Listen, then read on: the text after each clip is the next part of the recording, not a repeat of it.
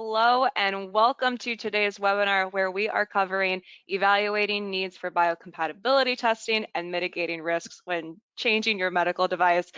It's a mouthful, but we're going to make it fun today. Thank you so much for taking time out of your afternoon or morning or evening to join us. My name is Taylor Brown and I am a senior medical device guru here at Greenlight Guru, and I'll be your moderator for today's event. We have a really special presentation for you. I know our presenter, Thor Rollins, is really looking forward to sharing his expertise on the topic of biocompatibility testing, as well as risk mitigation practices, specifically in the context of making changes to your medical device. And before we dive in to the presentation from Thor and Nelson Labs, I'm going to touch on a few items. Today's webinar will run for about 75 minutes and it will include a Q&A session at the end.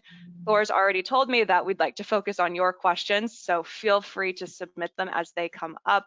Again, we'll save some time and hopefully it's a lot of time at the end for your specific queries. Yes, we are recording. Yes, slides will be made available. So look for an email from us later today. While I'm up here, I'd like to share a few words about Greenlight Guru and why we put on these free training sessions. If you've been to one of these sessions before, then you already know we put these sessions on because improving the quality of life is our mission here at Greenlight, likely a similar mission as many of you listening today. Whatever we can do to fulfill that mission, we will, whether it's through hosting these free sessions or creating an entirely reimagined training experience altogether. With Greenlight Guru Academy, you might be wondering, what is Greenlight Guru Academy? Well, it is a medical device specific educational platform built from our library of content resources and taught by a few subject matter experts, gurus like myself, and many others on my team.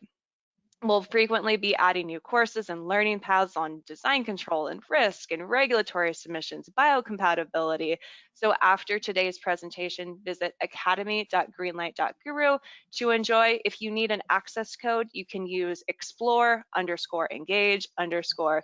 If you have any questions about what I just rattled off at you, let us know and we can send you those details as well. So in addition to our training programs, we fulfill our mission by partnering with world-class medical device consultants like today's presenter, Thor Rollins, as well as through our award-winning medical device QMS software. If you're interested in said software, visit our website at www.greenlight.guru and schedule your free personalized one-on-one demo. So enough about me and Greenlight. Let's get on to what you've all been waiting for. Let me give Thor a proper introduction here. Thor Rollins is a certified microbiologist and specializes in the selection and conduct of in vitro and in vivo biocompatibility tests. He actively speaks on biocompatibility related topics through Nelson Labs external seminars, webinars, and trade shows. And we talked about before this webinar started, we're excited to both get back on the road and see you all in person later on this year at many different conferences. In 2013, he presented on biocompatibility at the American College of Toxicology and has published many articles on the matter. He is a participating member of ISO committees and AAMI committees and plays an active role alongside the FDA to develop standards, discuss biocompatibility methods, and everything in between. So without further ado, let me hand it over to your presenter, Thor Rollins. Thanks, Taylor. And I really enjoy these conversations. For some of you who may have participated in some of my webinars and other things that we put on in the past, I do have to agree with Taylor. I am having a little bit of webinar burnout like everybody else. I'm really missing seeing people's faces when I talk, other than my own, which is the scary one. So I'm hoping that someday soon we'll be able to do this in person and see everybody. So thank you, Taylor, for the introduction, and let's go ahead and jump into today's message and training. Now, just to emphasize what Taylor said, I do have content I'll go through, and I'm going to talk about what we see right now today about changing medical devices and the activities that are needed to justify those changes. But part of this particular conversation is the questions, because you guys might have different circumstances or different areas of changes that you want to talk about. And I've been doing this for about 20 years now. And so we see quite a bit of different changes in medical devices. So I'd really like to give an ample amount of time to address questions or situations, I think everybody would be kind of it'd be useful. So go through the slides and the basic ideas behind that, but really want to emphasize the questions coming in. So let's get into it. The testing and risk management of changes of medical devices, especially when you look at biocompatibility. So the first thing that you start thinking about changes is what constitutes a change, and this is probably most of the time when I'm dealing with changes, I'm dealing with engineers, engineers that are developing or supply or getting supplies for these medical devices, and some of them want to kind of really understand what is a change that's impactful for biocompatibility, and maybe what are changes that are not. That's pretty much the most valid question to talk about. So if you think about it, first off, is it an impactful change? And if it is an impactful change, how impactful is it from a risk-based approach? And that basically determines the approach for testing from the low scale to the high scale, right? So that's what we're going to go through today. So when you first start looking at it, what constitutes a change? The first thing that I always want to point out here is, why are you changing? I always joke, but it's actually probably not much of a joke, but engineers just love to fiddle with things. They just love to change. And yes, I think we all want to make things better and more efficient and more safe and things like that. And those are great changes. But sometimes we're just changing because it's time to put out a new version of the device. And so we're changing a little bit here and there. Those are a little bit harder to come from a risk-benefit ratio. Other times we're changing because the supplier no longer supplies that material. And so we're going to have to either resource another material, or maybe they have a one that they're calling, the same, which I hate that word, that's the same, because that's kind of a ambiguous term when it comes to materials. So the first thing you have to really think is, why are you changing? And I always push back a little bit because once you have an approved device and you know that device is on the market, it's safe. If you're just changing for the sake of change, that's tough. But if you're changing to improve the benefit to the patient, if you're doing it out of necessity, those kind of things, obviously those are worthwhile exercises and worth the time and money that goes into justifying these changes. So the first question is, why are you changing? And I do want to say that any change to a medical device, be it the packaging, being the sterilization procedure, being it the processing, the additives into the polymers, anything that's being changed should go through a biocompatibility evaluation. That doesn't mean you have to repeat testing on any change. That's not what I'm saying. I'm saying the evaluation needs to be done. Lots of times in my past, we've seen changes of packaging, for example, and the individual company decided not to do any testing because they determined that the packaging had no impact on the biocompatibility of the device. We know that packaging leaches chemistry that could be transferred to the device. We've seen ink that's been leached off of a label that has been interacted with the medical device.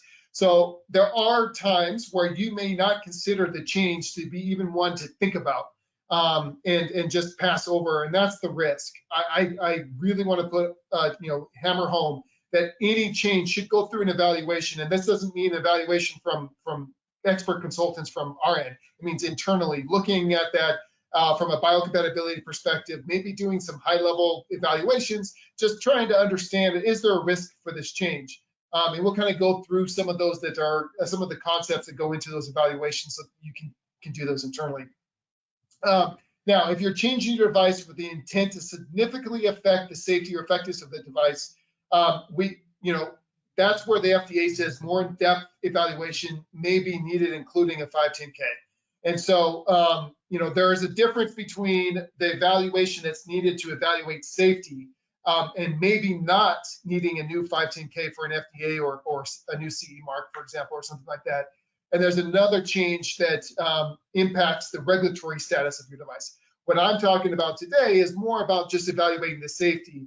And that could be done on something that doesn't need a new 510K, but you still need to evaluate the impact of that change, or one that does need a new 510K based on the change. And obviously then you need to have a little bit more ducks in your row, because the FDA is probably going to be closely evaluating your documentation and your rationales with those changes. So here are some of those things that we see routinely, like So we do, every day, we do biological evaluation plans, we do gap analysis, we do failure investigations. My team is involved every day in these things. One of those things we do almost, like I said, pretty much all the time, every day we get calls in for this, is changes.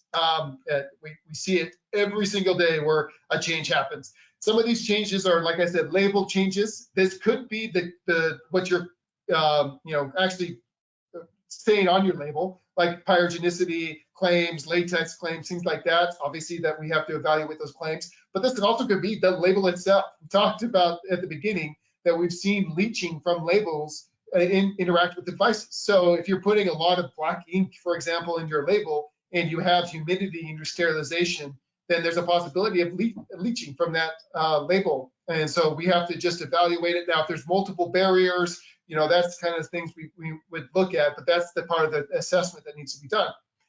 We talked about packaging kind of already. Some people don't even think about adding a plastic insert into the device and how that could have an impact on your biocompatibility.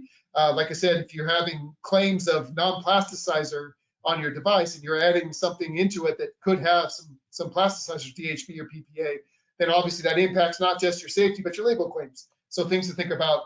The most common, though, we see are the materials and process change.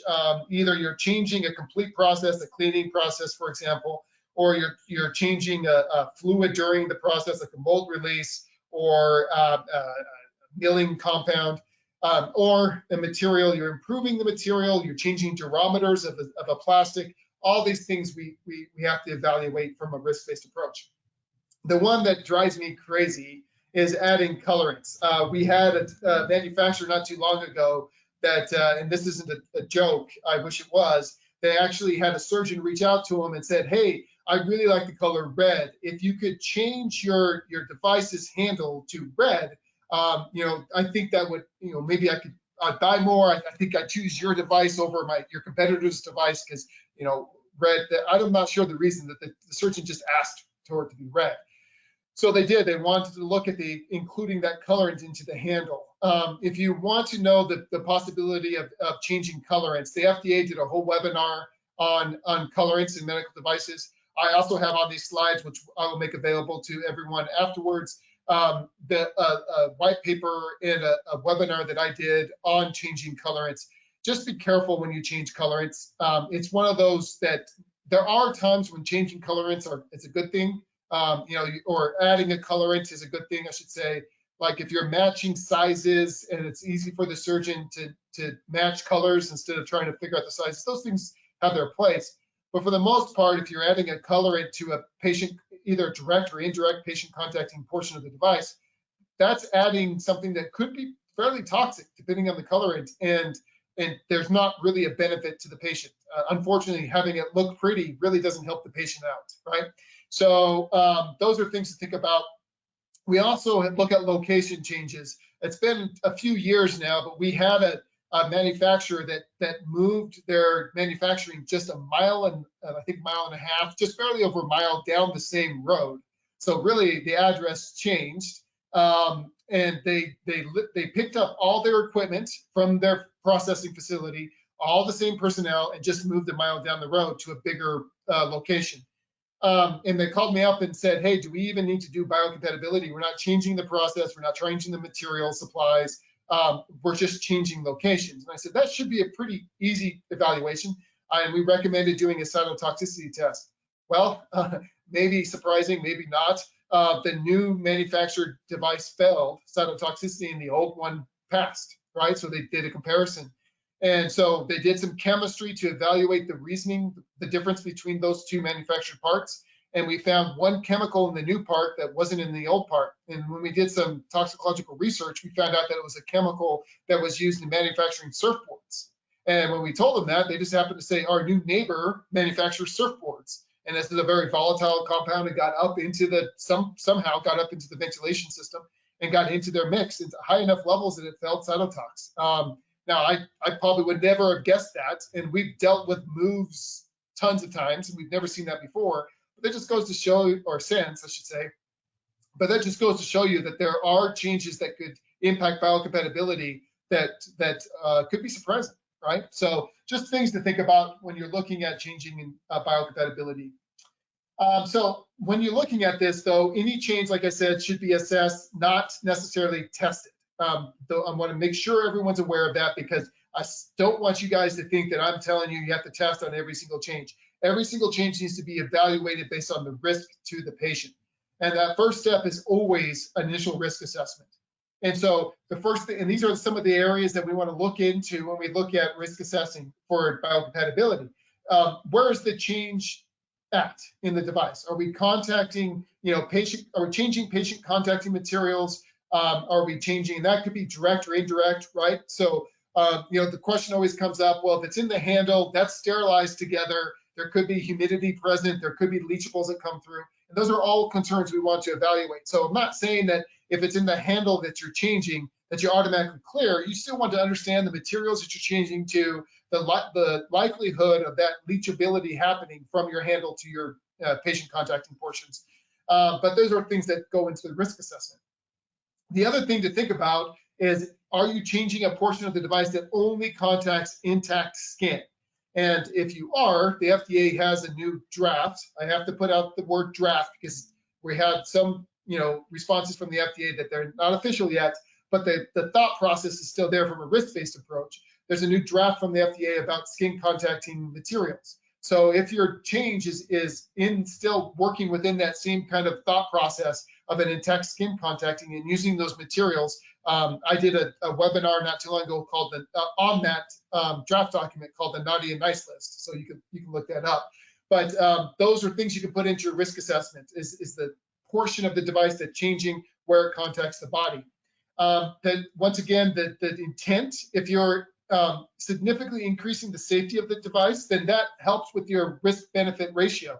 If you're increasing the benefit of the device to the patient, that helps with evaluating the risk. I'm not saying that you can just say, oh, it's safer now, we don't have to do any testing or any evaluations. That just helps in evaluations to understand if you're making this device much safer, that helps with your risk evaluation. Is it to mitigate a known risk?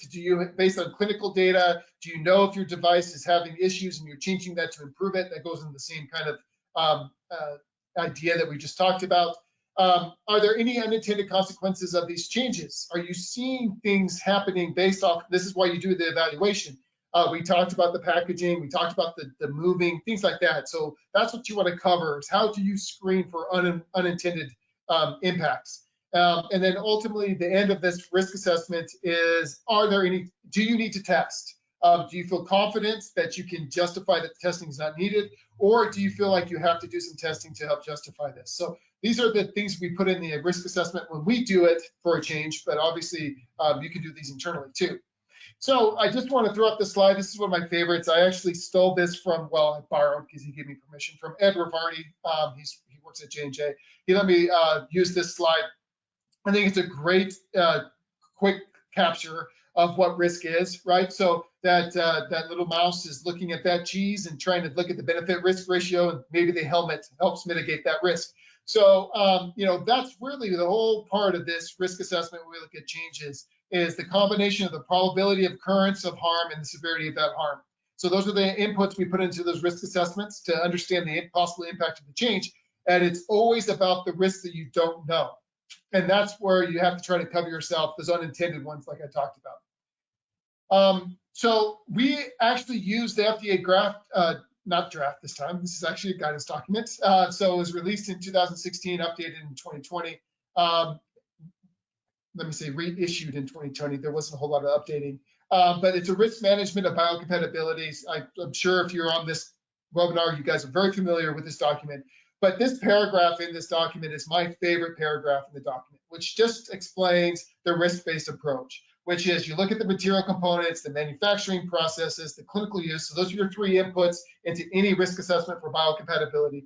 You consider those information, and then potential risks from the biocompatibility perspective are identified and then mitigated, either by testing or evaluations. So this is from the FDA. This is the Bible which we live by when we do risk assessments. So when you're looking at your changes, you still follow those formulas. You look at the materials. Have you changed any of the materials, right, with your change? And this is patient contacting either directly or indirectly the materials. Have you changed any processes that could impact those materials? Have you changed the intended use of your device, which sometimes they add another indication, right? So we have to look at that gap. So those three things, inputs, go into your risk assessment. And based on that, you can either look at the risks and then identify if there's testing needed or if we feel confident in assessment.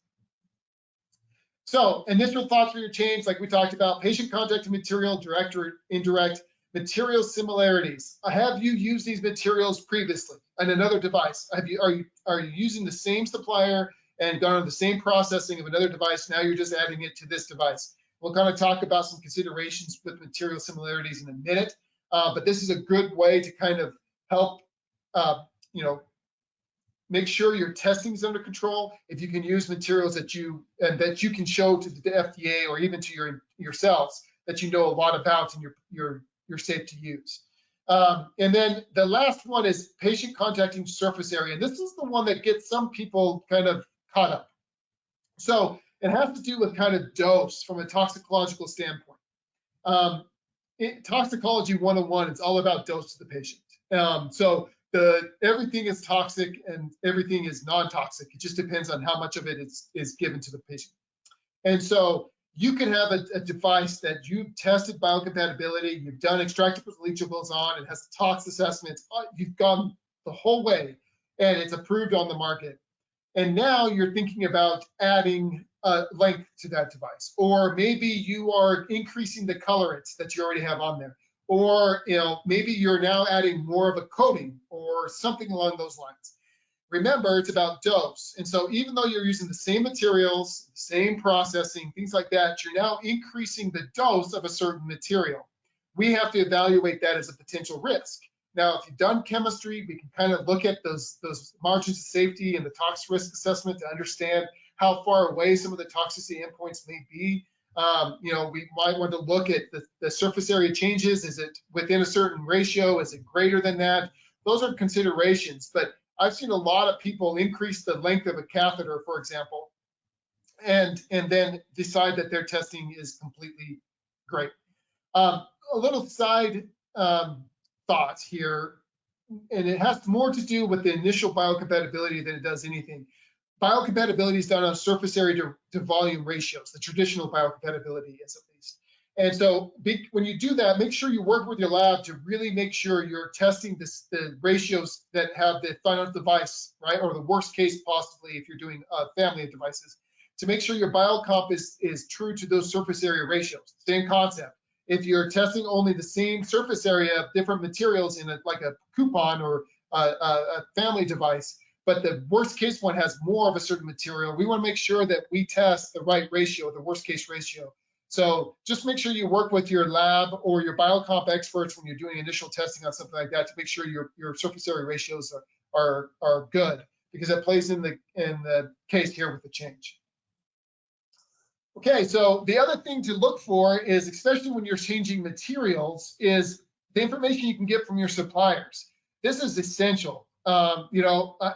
I talk to suppliers a lot, especially polymer suppliers, and I try to convince some of the amount of testing that they could put into a supply of a plastic to help sell their device, right, or their materials. So if I'm a medical device manufacturer and I'm looking to add or change a material to my device, if I have all the testing already done with a sterilized device, how I'm sterilizing my device, that risk assessment becomes a lot easier compared to something that has maybe just cytotox or maybe even a USB class 6. Those don't really mean a ton when it comes to looking at some of their endpoints. So if you're doing a big change and you have to evaluate sensitization, for example, or implantation, for example, or things like this, cytotoxicity and even a standard USB class 6 aren't really going to help you in evaluating all those endpoints. So take time to really talk to your suppliers, look at agreements, right? Try to get them not to change. I just got off a phone call this morning with a company that we have to repeat a lot of biocomp because they changed the catalyst in their material. Well, if they could, and I know they don't have a lot of control over their suppliers, but obviously their supplier didn't change that catalyst, things would have been a lot better off for their biocompatibility. So just keep that in mind. Composition disclosures, I love this. You're not always going to be able to get these from your suppliers, but if your supplier can get you exactly what's in their material and exactly the percentage of those, then we can look at that from a toxicological standpoint and even see if this change has any kind of impact from a safety standpoint. You also have to think about their processing. Could they leave something on the device, on the materials that could impact your biocompatibility? So you have to get a good sense of their processing and also their cleaning, if they clean, hopefully they do, right? You can always get MSDSs or MS, material safety data sheets, but those don't really help, honestly, a whole lot. I hate to say that because everybody throws us over an MSDS when they're asking us to evaluate a material. They're not peer reviewed, so we even see mistakes in those. And they may have like irritation, maybe, but they're not great. And they're not really a lot of times on the process device. It's just on the raw material. So it kind of depends on the type of material you're getting from a supplier.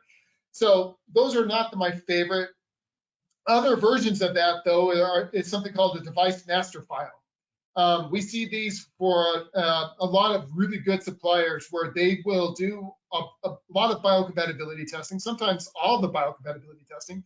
Some suppliers will even do it under sterilized conditions. So they'll do some on radiated devices, they'll do some on ethylene oxide sterilized devices, or materials, I should say, not devices. And then they'll apply for the FDA to get a device master file. And what that means is now they have a file with the FDA with all this testing done under these circumstances, and you can even request that supplier to let you have access to that master file. And that allows you to now say, look, the FDA is aware of this, but more importantly, the testing, what testing was done. Now, that's important. You want to find out what testing is done. Just because they have a master file doesn't mean it's automatically going to help you, right? The master file will have either maybe just a cytotox test or maybe just even a discussion about the materials, all the way to complete testing on sterilized device. So it's still ambiguous on how well it would help you. But if they haven't, definitely try to get that information from the supplier. Now, one of the biggest tools that we use to help evaluate the risk, and it goes back once again to the surface area ratio, is 10993-12. And this is table 1 out of 10993-12. And if you're not familiar with 10993-12, it's the sample preparation standard that us labs use to help prep the device for biocompatibility testing. And like I mentioned before, and you can see in the chart, it gives us ratios of either weight or surface area to volume. So the bigger surface area a device has, the more volume we can use to extract it. And that's important for us because we need that volume to test. Every test needs so much volume of extraction to run. So this helps us tell you how much sample we need based on how much volume we need to run the test and the ratio in the standard. Now, there's a nice little part of this right here, which is the plus or minus 10% for the ratio.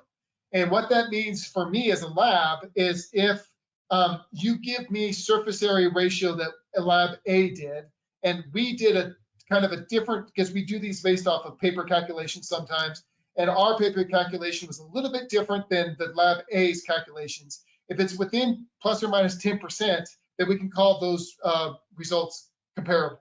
And so what we look at this, though, is for changes, is if your change impacts less than 10% of that patient contacting surface area, then we can say that change is pretty minimal when it comes to the biocompatibility of the medical device. Now, I'm not saying that you can just pass that through, right? Because I just talked about before, dose makes the poison. So if that plus or minus 10% is still a very toxic compound, it doesn't matter, if it's plus or minus 10%, it's still going to be toxic.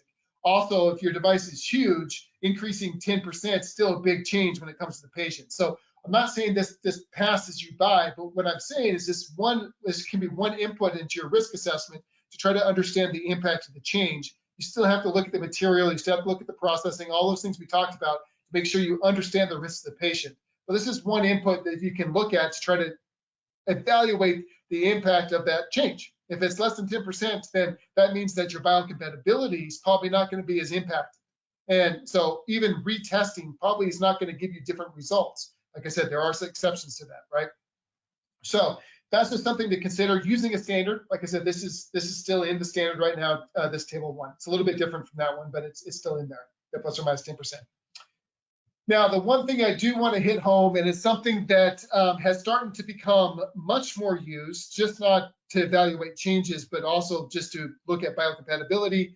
The new MDRs really kind of emphasized, and FDA has emphasized the desire or the benefit of chemical characterization. For me, I love chemistry for biocompatibility. I think it gives a lot of good information about compounds. It's not the like save all of biocomp, right? There's still things that we need to do outside of chemistry, and chemistry has its flaws. It's not perfect. So, but one of the things that chemistry can be very useful for is evaluating changes, especially if you have a chemical evaluation from the initial device, and we have one of the new device. Now, I do want to tell you that one of the faults of chemistry is there are some inconsistencies in chemistry, and not just chemistry, but from devices. The chemical profile from lot to lot, or even devices ran at the beginning of the lot to the end of the lot, can be different, depending on what's exposed to during the manufacturing process. And the chemistry itself can have some variation, and not necessarily, hopefully not in the type of compounds, but the amounts can vary. And so this isn't like an FTIR that matches up and say, oh, we're identical to this, so we're good. What you're using this for is to understand if there's any differences in the number of compounds or the amount of compounds from initial to the change. And if there is, to look at those compounds and the amounts to understand the risk to the body. So it gives you quantitative data to be able to evaluate to help you understand your risks. So there is a lot of power that comes with chemical characterization evaluating changes. Now, I mentioned FTIR. Depending on, once again, this is all about risk and about how much testing you need to put in, if any, to help mitigate that risk. The first ones, the first chart I have over there is just simple tests based on low changes. Like if you are changing an HDPE portion of your device, a small portion of your device, to a new HDPE, something like FTIR, DSC can help gather information to show that that change has not been impactful. Those are very cheap and quick tests, and if the risk is low, these are things that can help mitigate those risks.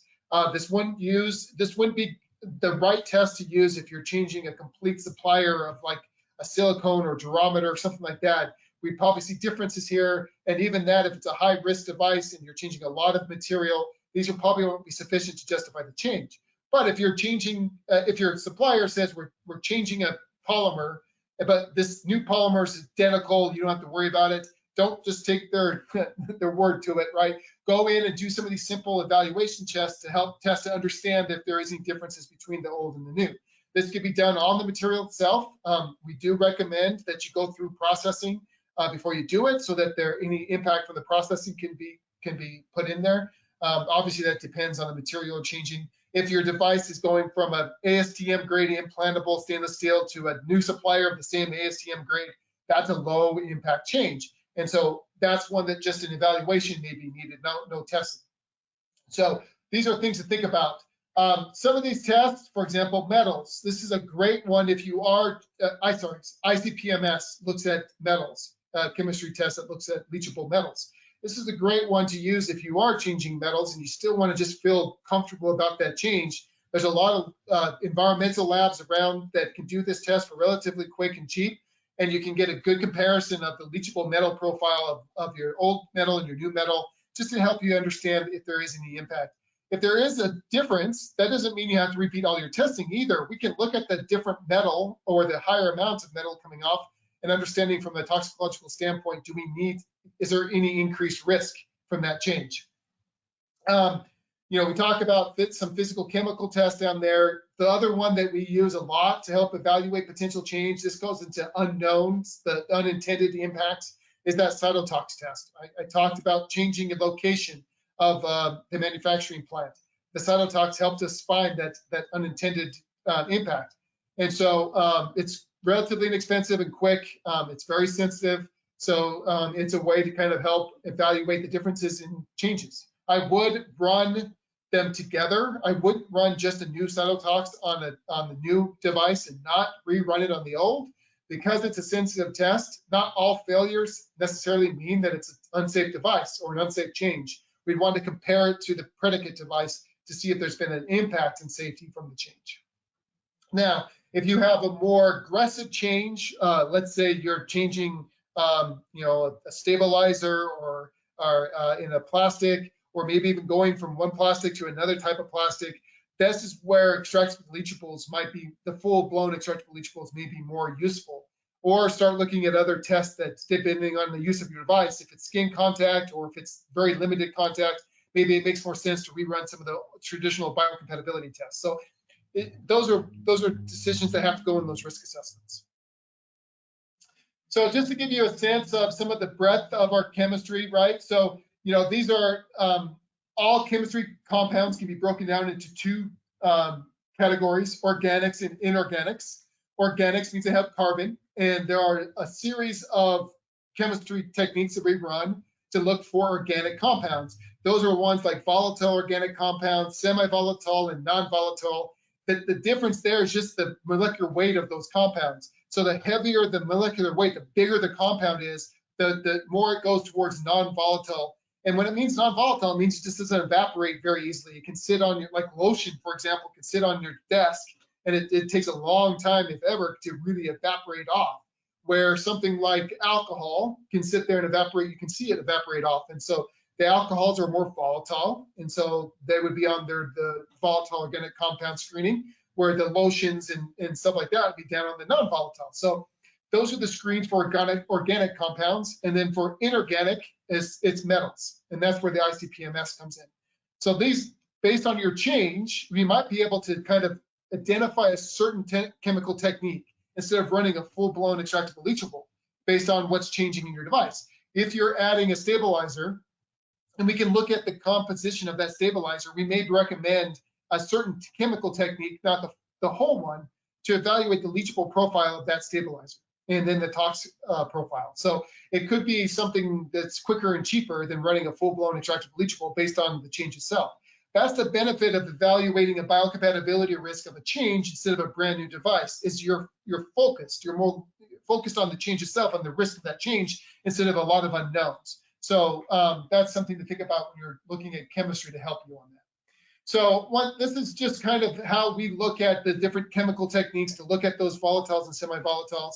So like I said, if you're looking at inorganics, not carbon-based, it's metals and metal oxides. Any of the organics, once again, we're going into VOCs, SVOCs, and non-volatiles based on this molecular weight. So when we don't know what we're looking for, we open up our scans, we try to find everything we can.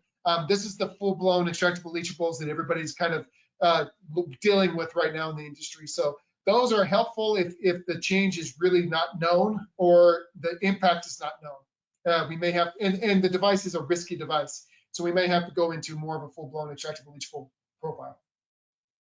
But the endpoint of that full-blown is we get identifying peaks. So as you can see, there are peaks, and we can look at those compounds. The higher the peak, the more of it's there. This gives us the way to give semi-quantitative amounts of these compounds.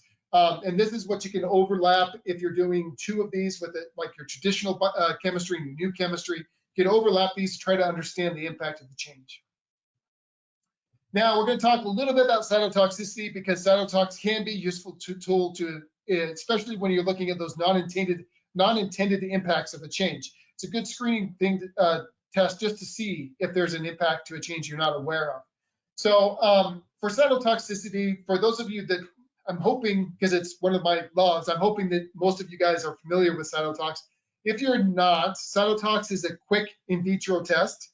It's ran on cells. These cells are called L929 cells. They're mouse fibroblast cells. And so they're adhering cell line, which means they attach. So they attach to the bottom of a plate.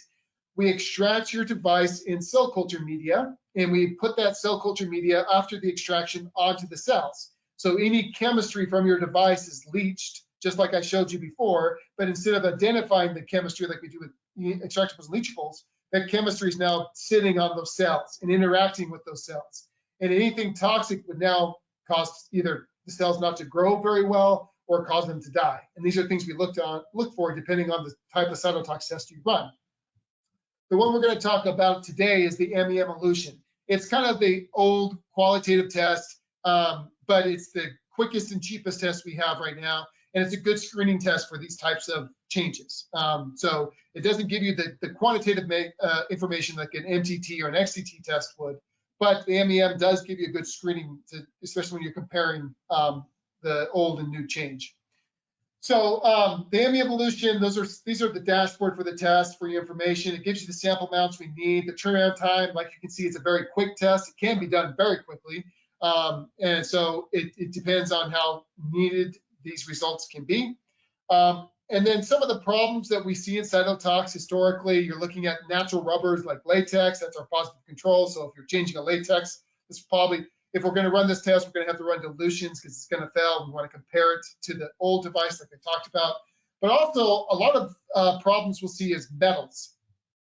So you'll see things like silver, copper, zinc, things like that will cause failures. So just to keep that in mind, I call cytotox your best friend and your worst enemy because it is so cheap and quick, but it's also incredibly sensitive. And not all the failures actually contribute to a true toxicity to the patient. So when you're doing this test, just keep that in mind. But as I mentioned before, this test is ran with MEM fluid. You can see that right here. That's the cell culture media. We extract and then put the extraction onto these cells. So the cells are at the bottom of these wells.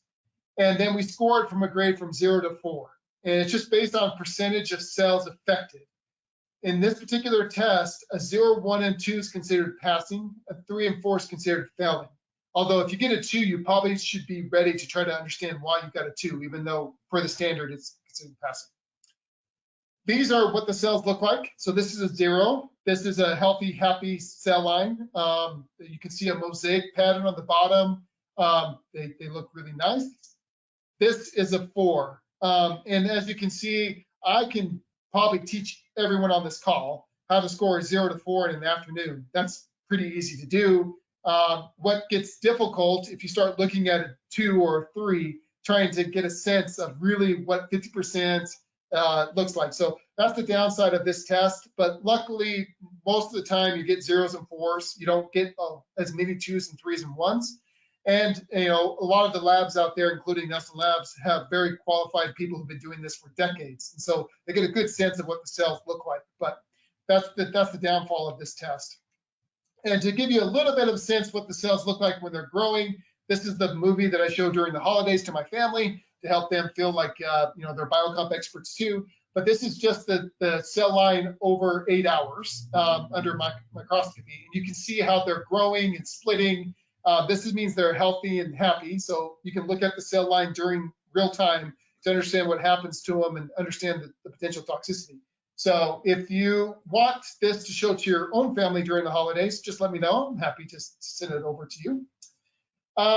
So the last stage of this before we get to questions is I want you guys to remember it's not just about the risk assessment and any testing you need to evaluate or mitigate that risk. You need to have some kind of report at the end, especially if you have to resubmit a 510K, because ultimately telling the story is the most important part. When I talk to FDA reviewers, they get so frustrated because a lot of times the engineers know these devices so well and the materials so well that they just kind of dump a bunch of stuff on the reviewer, say, okay, this is the change, the durometer, this is the testing we did, we're good.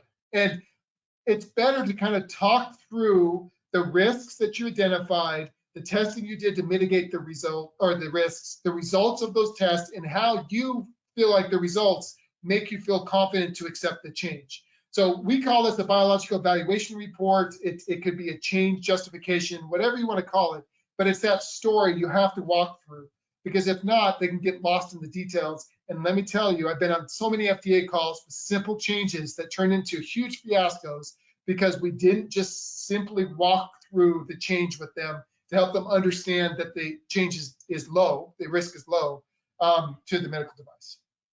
Up here, this is the example that they put in, the FDA put in to their guidance document on what a BER looks like.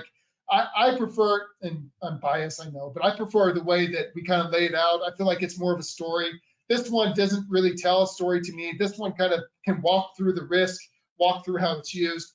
And then the conclusion is based on the results and summarize the devices, or based on the changes, or however you want to say it, the device meets the safety requirements of ISO 10993-1. So that's kind of some people miss that endpoint, but that's probably the most important part. Telling that story is essential to submitting to the FDA, especially, or any regulatory body, to be completely honest.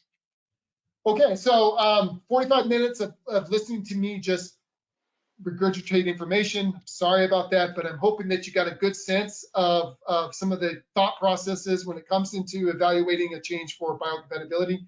But I really want to kind of hear some questions you guys have. I want to try to walk through those if you have it.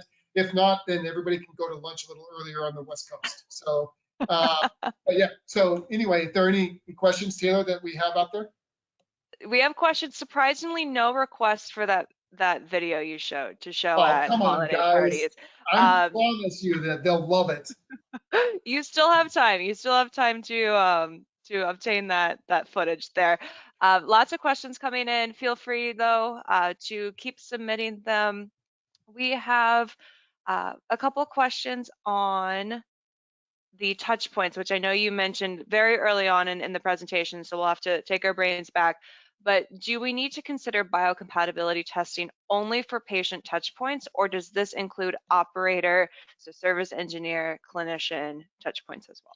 Great question. So technically it does if those clinicians or the user of the device are not protected by gloves or other things. So if it's a home use device, for example, or a non-surgical device where the clinician can contact it with their skin, then yes, we still have to evaluate the potential impact to that user too. Now, once again, I know I mentioned the draft guidance that the FDA has about intact skin. A lot of times the users are touching them with their hands. Or maybe intact skin, so the risk is still pretty low. So I'm not saying you have to test, but that does have to be included in your risk assessment if they're not protected. Even if they are protected, I would still put a line in there that says the users are in a surgical suite, they're gloved, whatever, so they're not directly contacting the patient. Yep, rationale is important there. And then in that same vein, would an evaluation be necessary for a change to a material of an internal component of that device that does not contact the patient at all? Yeah, so that goes into that question about the indirect patient contact. So if it's completely sealed and there's no risk of having liquid going into that component and then back out to the patient, or during sterilization going into that and then going back into a portion of the medical device, then it's out of scope. Then the justification, you still need to assess it, and that's the assessment, is that it doesn't actually have either direct or indirect, possible indirect or direct patient contact.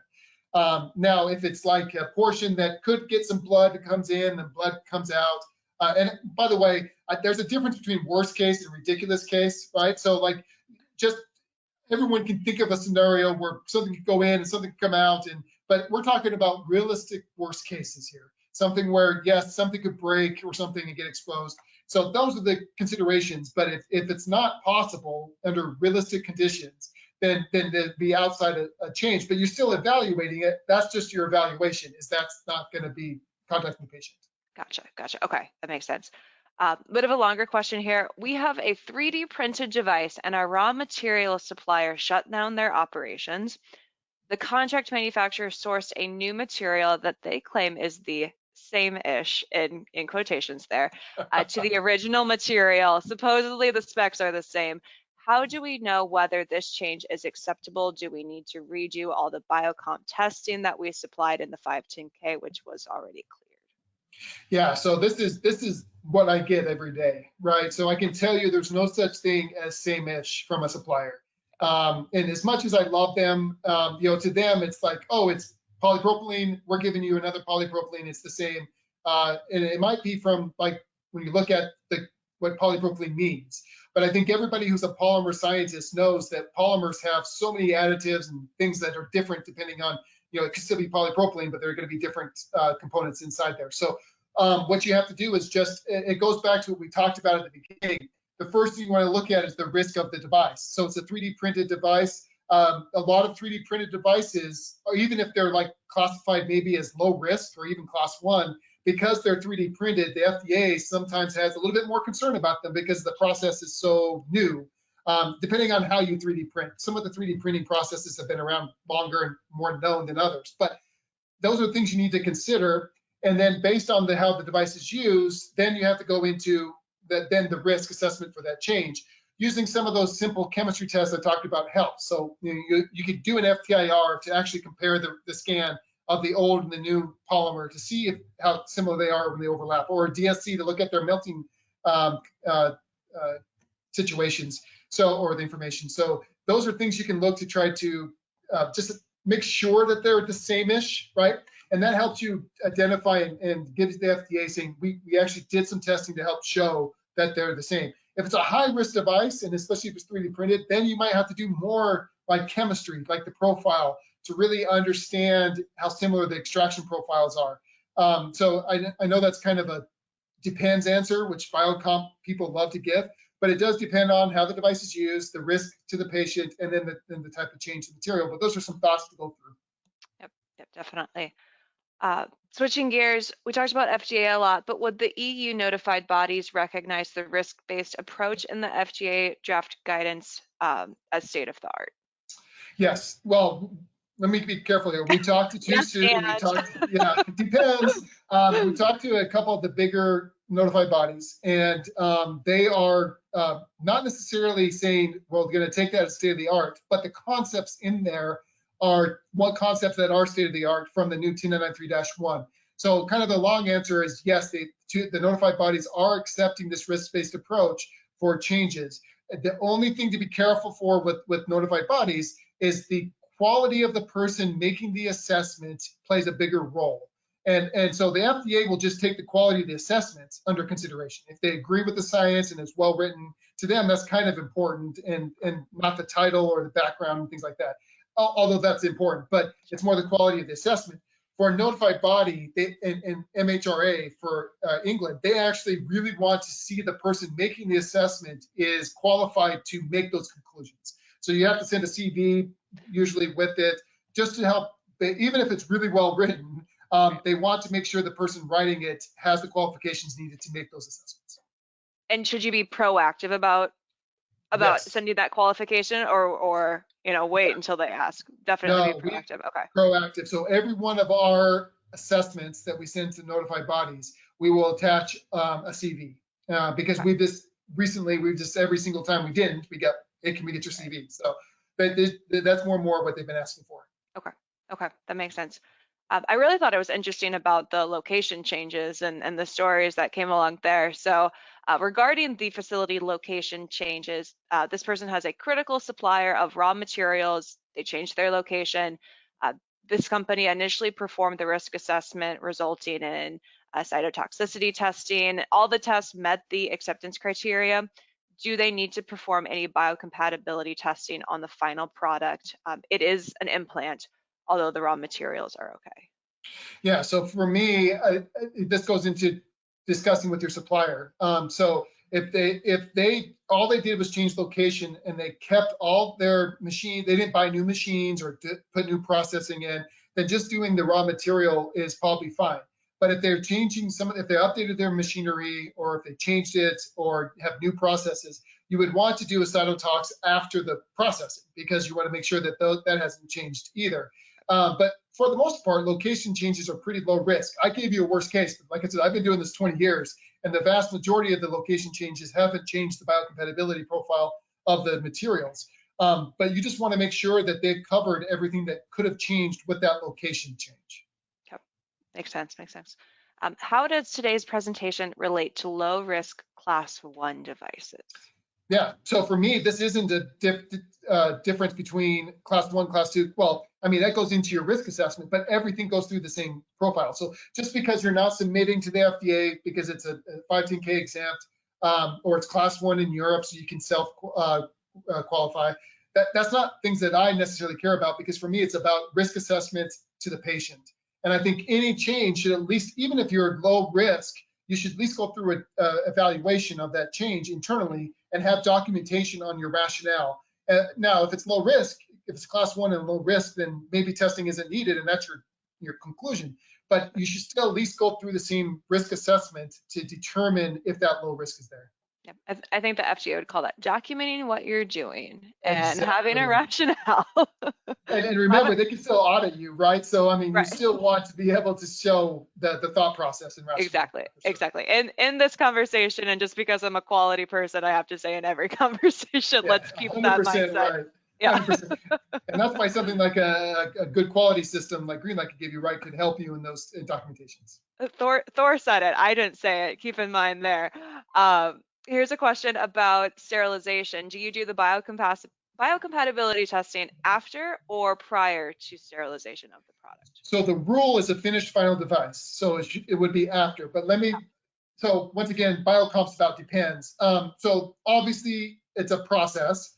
So you have to look at the impact of that process to the material. So if you have a piece of titanium that gets EO, that's not going to change the titanium. If anything, it could make it better. It could remove something you might have on there as far as the humidity. So there are things that we can do to assess if you did biocomp pre-sterilization. But if you have a polymer that goes through radiation, there's no way we could evaluate the biocompatibility of that polymer without doing it after radiation, because the energy can have such an impact on cross-linking and things like that. So the rule is always do it after biocomp, but there are things that we can evaluate if biocomp was done, pre.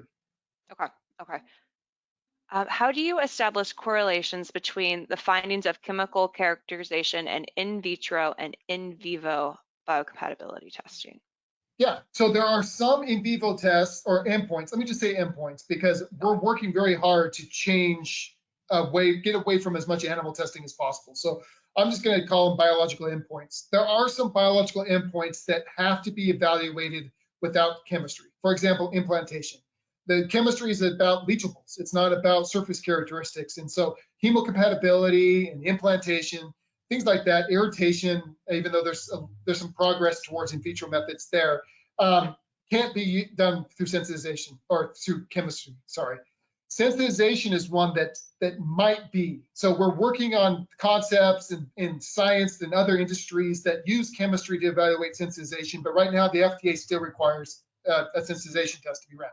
So there are ones that chemistry can't help you with. And so that's why but with a change, if you're overlapping, for example, if you only have one compound that's different, or maybe one compound that's higher, we could look at that compound and say, do we know that if that compound's a sensitizer? If it's not a sensitizer, then maybe it doesn't make sense to do sensitization. Is it an irritant, right? Is it toxicity? Is it systemic toxicity? And then you can look at the surface characteristics. Would the material surface characteristics be different? Do we have to repeat implant or not? So the reason chemistry is useful is it helps us identify a specific chemical to evaluate, because all the other unknowns and things like that might not might not have sensitization potential because you've already done the testing. Okay. So that's how we use it to help evaluate other biological endpoints. Sure, sure. This person asked one question, but I think there's a question behind the question. So how valuable in your experience is a declaration of conformity or a statement from a supplier regarding absence of levels of substance of very high concern, of CMRs?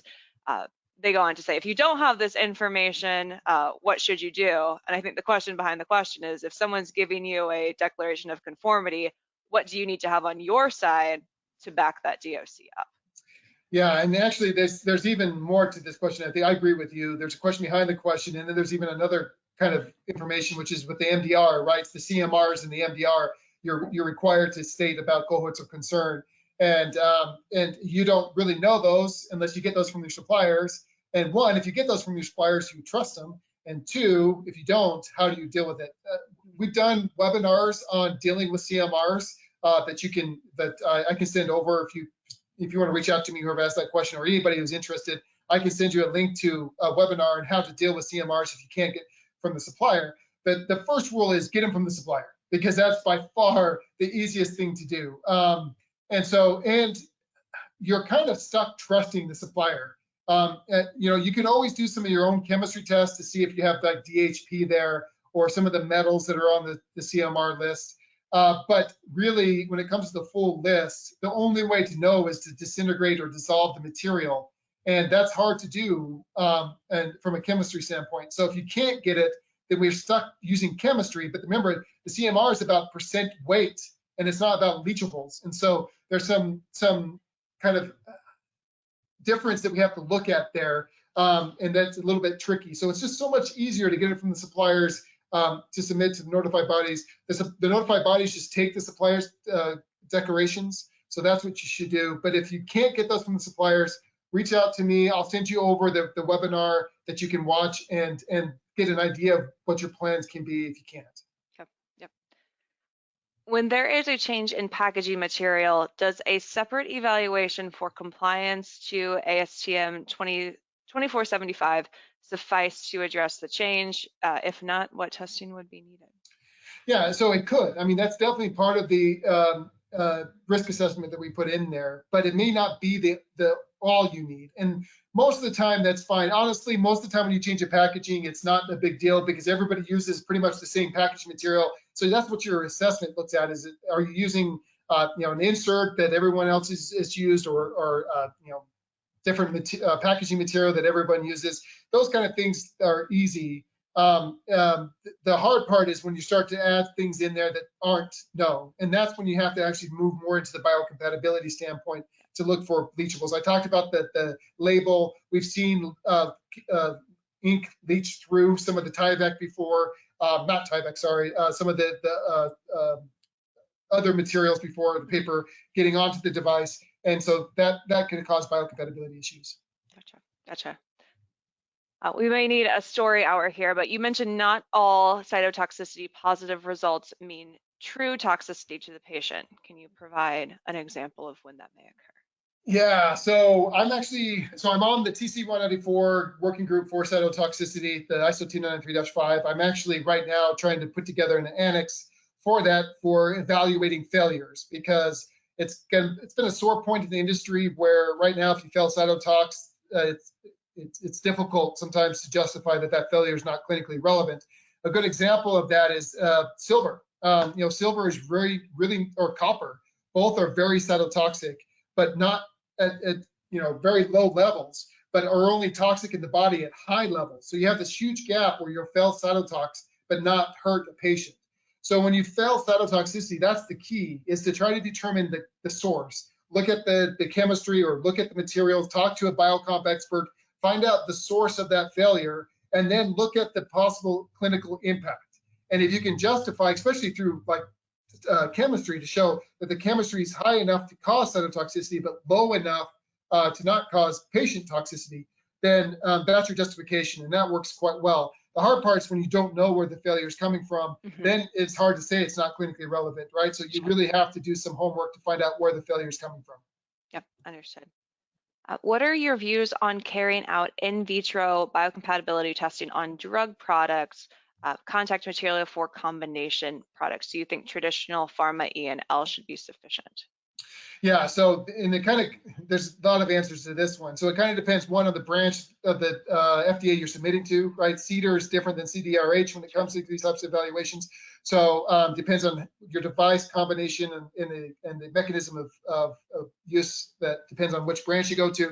But let's say you're in CDRH, I would definitely recommend a pre-sub with the FDA on that one. The reason behind is because a lot of times our traditional biocomp tests aren't set up to deal with drugs, especially like cytotox or even some of the animal tests.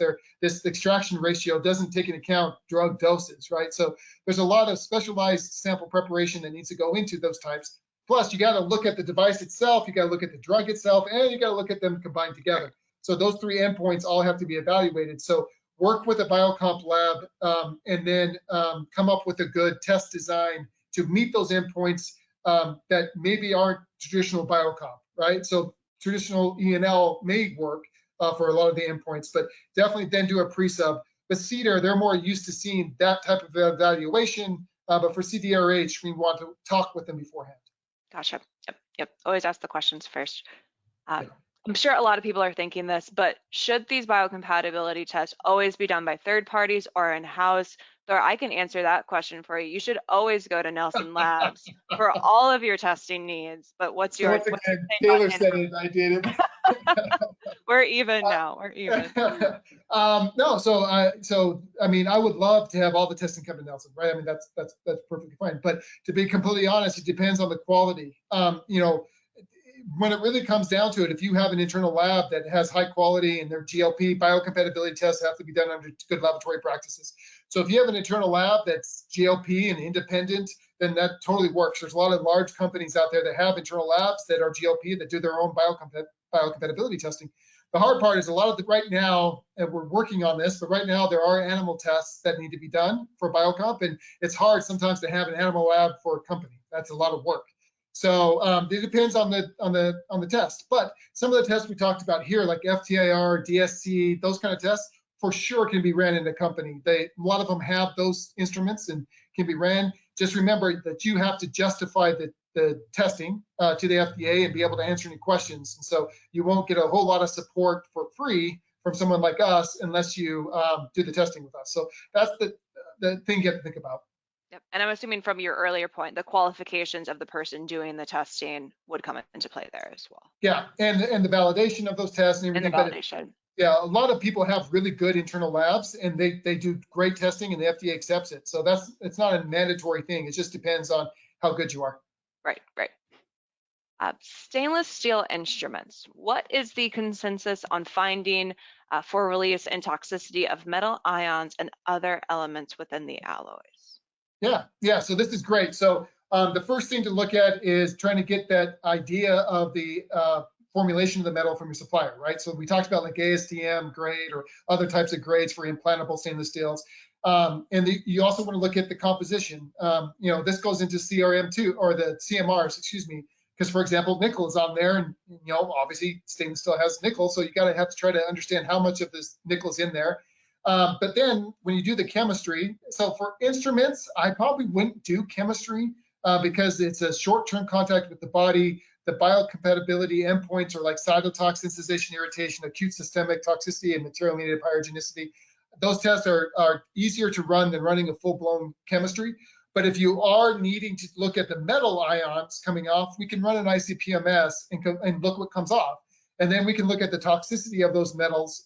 So the one hard part about metals is they don't go out of the body very easily all the time. They tend to accumulate inside the body. Yep. So if it's short-term contact, no big deal, but implants, sometimes you have to consider that too. So those are considerations we'll take into account if you want us to.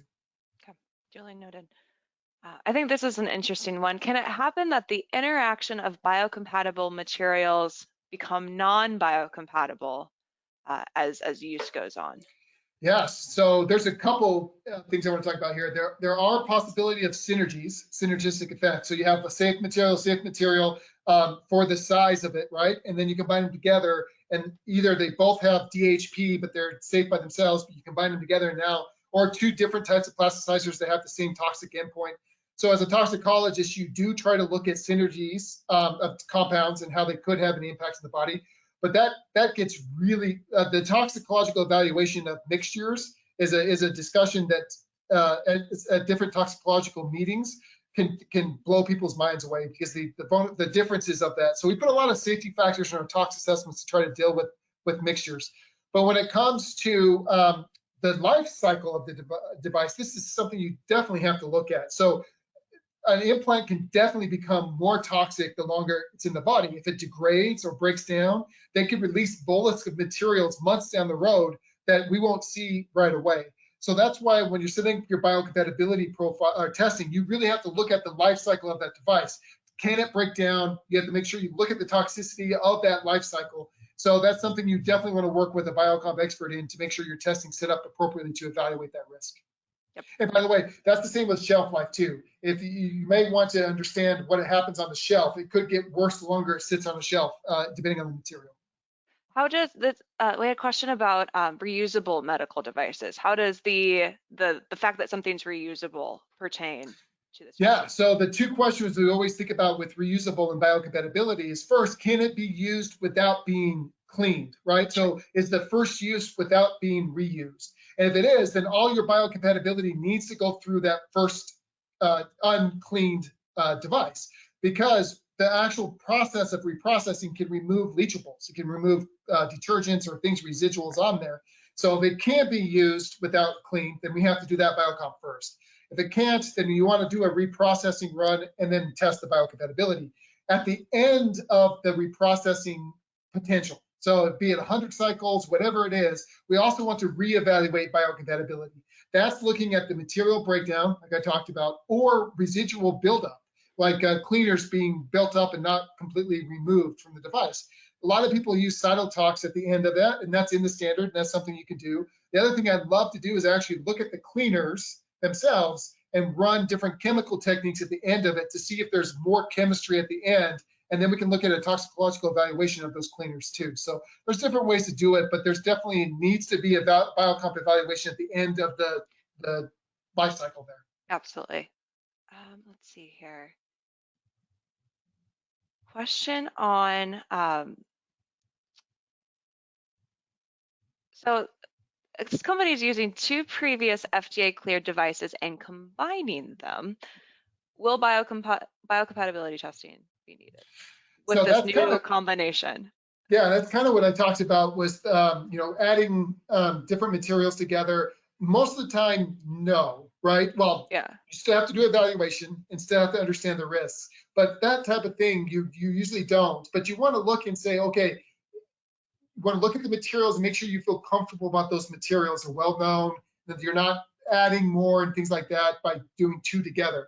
But most of the time, if you have two approved devices and you're just adding together in one device, the risks are pretty low to the patient, unless you're changing the indication of use. And would you leverage the test reports from the previous clearance of device A and device B as Yes. part of your own work? Okay. Yeah, so you would use the report, the testing from device A and device B together, and then you would talk about the risks of combining them and say Yep. it's low based on the materials and processes. Sure. But one of the risks there, like if one has a cleaning process the same as the other one, now you're putting them together, they could be combining, right? So those are Right. things you want to look at in your risk assessment. Okay.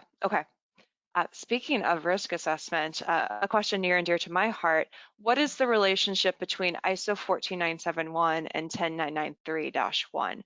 How do you show evidence of evaluating risk? Is it just putting it in your risk management file, or is it a test report, or maybe it's both?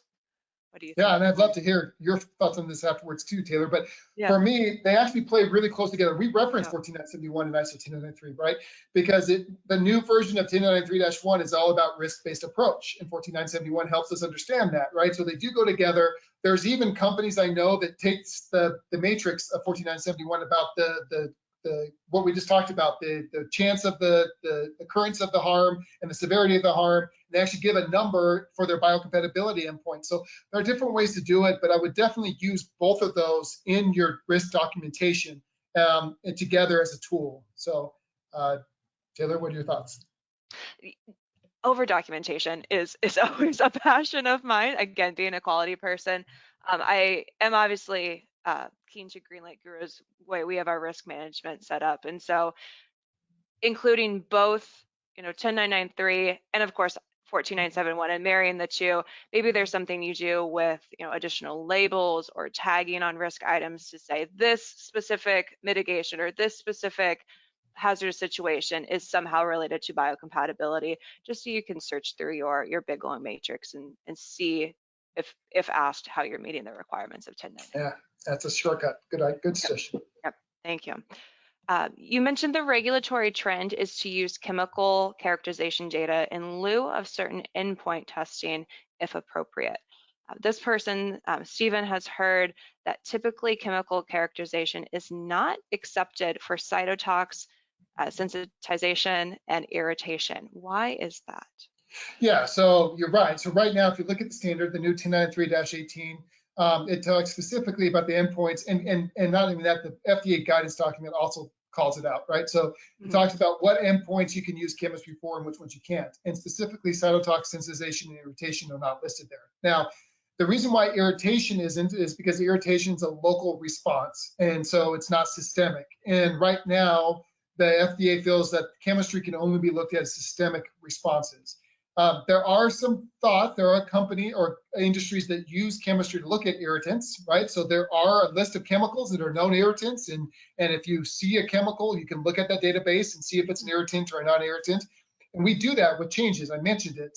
So if you have one chemical difference in your ENL, you can look at the potential for that chemical to be an irritant based on how the device is used. But your full ENL for a new device, they won't take that.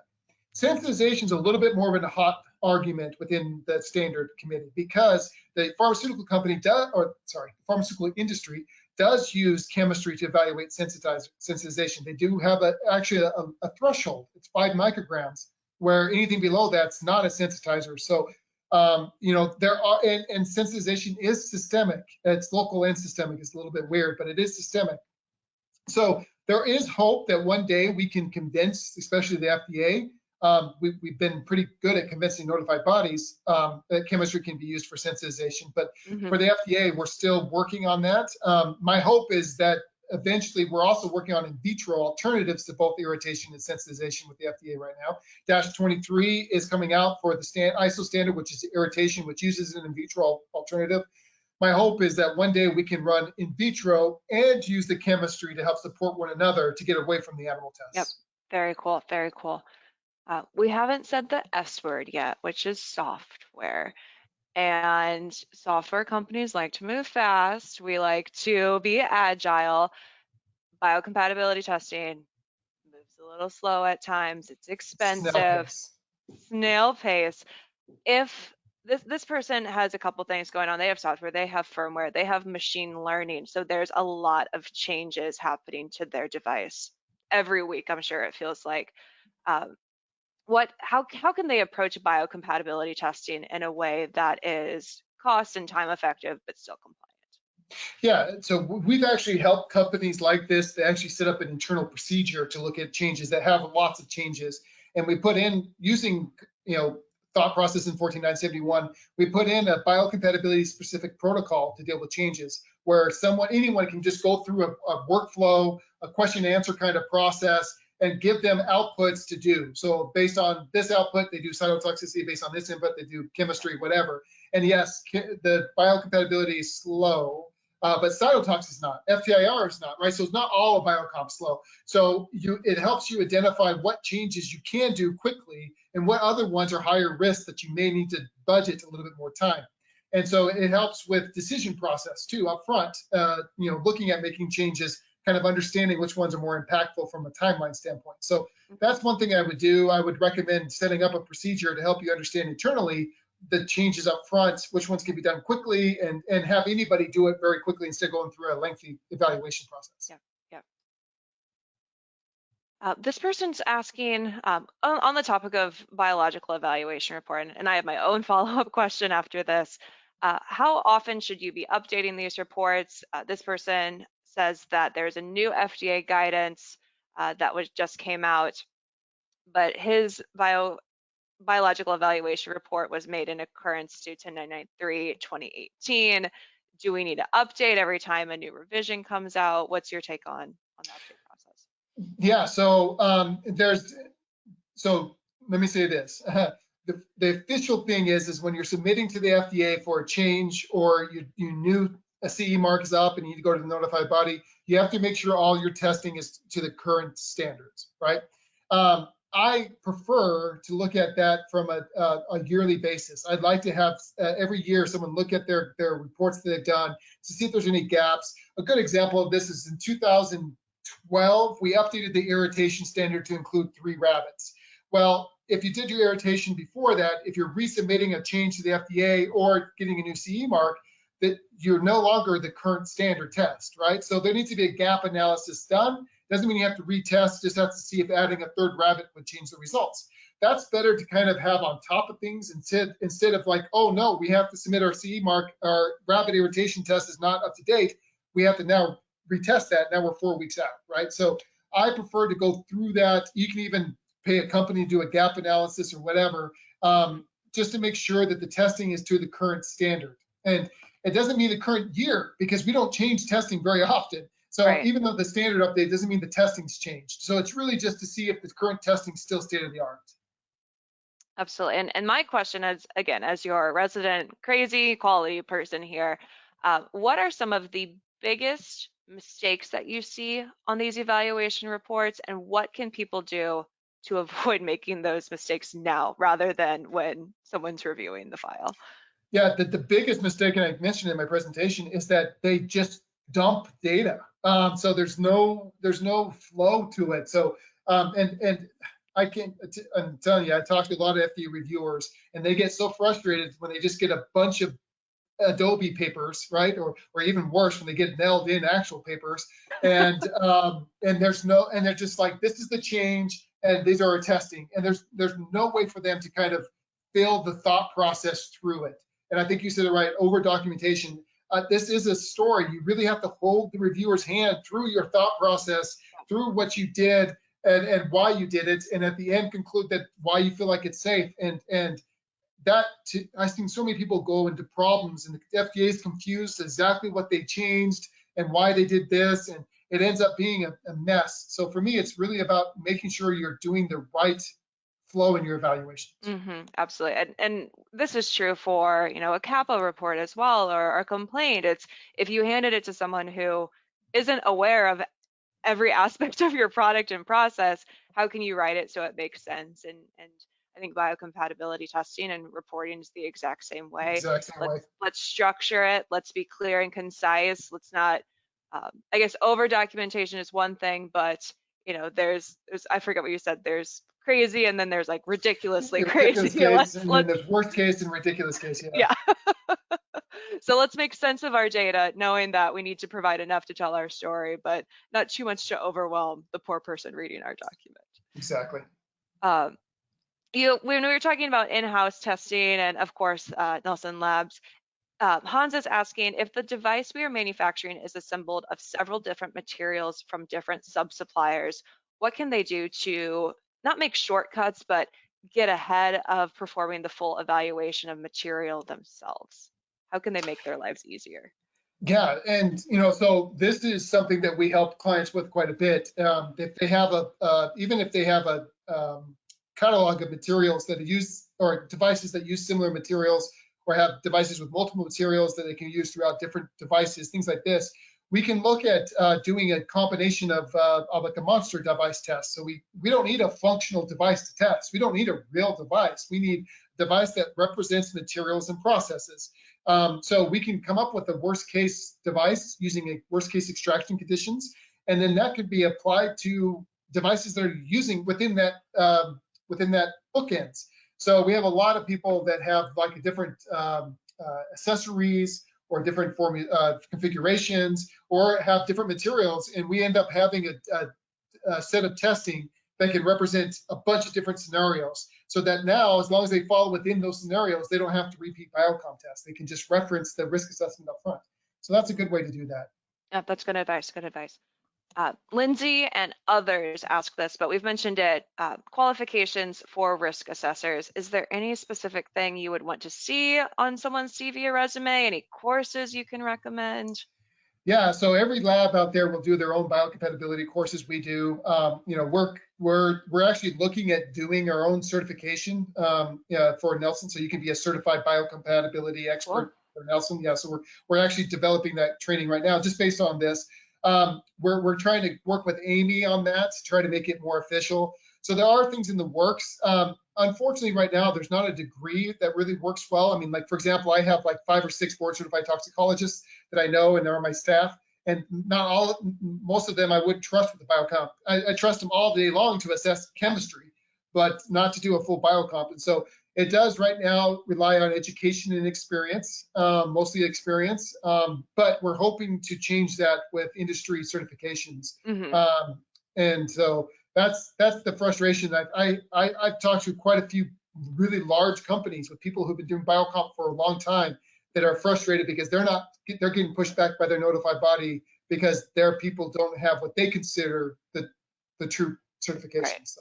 Right. I imagine it's similar to internal auditing or being an auditor, where there's courses you can take, but yeah, my major in college was not auditing. As much as I love it, it was not.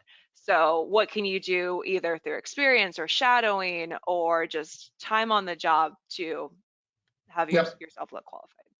Unfortunately, that's right now until we get a certification thing worked out. Yep. Sorry, Lindsay and others. Sorry, Lindsay and others, but back to the drawing board. A couple more questions here, and I'll wrap us up for today. You're doing great, Thor. I'm rapid fire going here, but Bring it on. What should this person do when their supplier tells you he doesn't know if his materials or components contain nanomaterials? Just may not know. May not So, know. so my first suggestion there is to not even mention nanomaterials, Yeah. right? So everything has nanomaterials. I mean, you think about this minute degradation of materials when they use the wear, how it's used in the body, it's going to be shedding things below 1 micron. And so everything can release nano. For us, nano is actually there for a purpose. If you're putting nano in the device for a particular purpose to release, to attack cells, whatever it may be, then we go through the nano kind of category, the protocols, which is much different. It's kind of like the drugs. We have to test them completely different. We have to really look at them more like a drug than we do a medical device, even though they're materials.